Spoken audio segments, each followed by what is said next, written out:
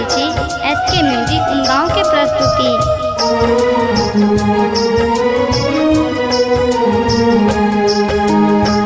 रहब कठिन भऽ गेलै आब संसार में, रहब कठिन भऽ गेलै आब संसार में।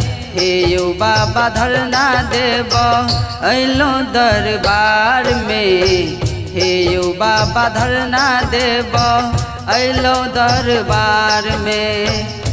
आहाँ रहै छी दानी जंगल पहाड़ में, आहाँ रहै छी दानी जंगल पहाड़ में। हे यौ बाबा धरना देब अइलौं दरबार में, हे यौ बाबा धरना देब अइलौं दरबार में।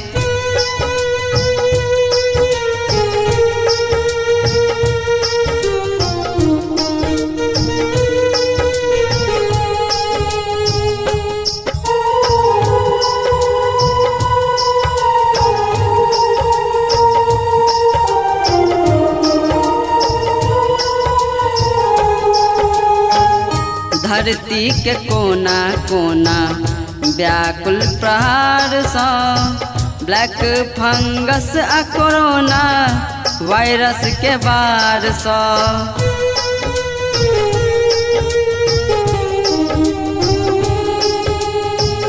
धरती के कोना कोना व्याकुल प्रहार सँ, ब्लैक फंगस आ कोरोना वायरस के बार सँ।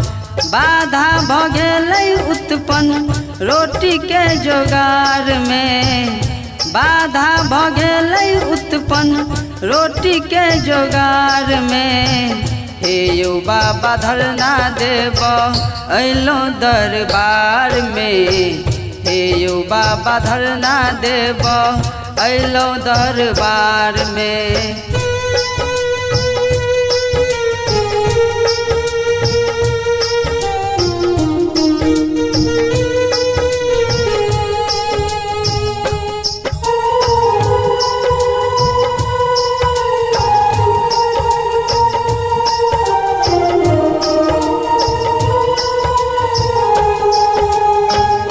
सुनै छी तेसर लहर फेर सँ अइतै, आहाँ जे आँखि मुनबै तऽ के बचेतै।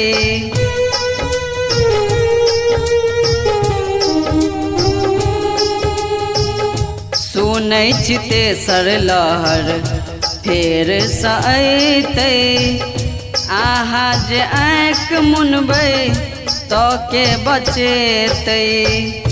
कहिया धरि रहत साटल दुख ई कपार में, कहिया धरि रहत साटल दुख ई कपार में। हे यौ बाबा धरना देब अइलौं दरबार में, हे यौ बाबा धरना देब अइलौं दरबार में।